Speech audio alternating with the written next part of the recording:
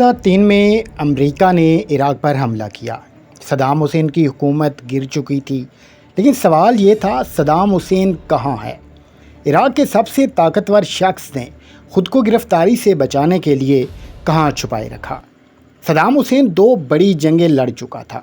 2003 میں امریکی فوج نے عراق پر حملہ کیا تو صدام حسین کو غائب ہونا پڑا۔ پورا ملک چھان مارا گیا مگر صدام نہ ملا۔ صدام حسین اپنے خاص لوگوں کے ساتھ پہلے ایک شہر سے دوسرے شہر جاتا رہا۔ آخر کار اس نے پناہ لی الدور نامی ایک چھوٹے سے گاؤں میں، اور جہاں وہ چھپا ہوا تھا وہ جگہ تھی اسپائڈر ہول، یعنی زمین میں بنایا گیا چھوٹا سا گڑھا۔ نہ کوئی روشنی، نہ ہوا، صرف ایک آدمی کے لیٹنے کی جگہ۔ 13 دسمبر 2003 کو امریکی فوج نے ایک خاص آپریشن میں صدام حسین کو گرفتار کیا۔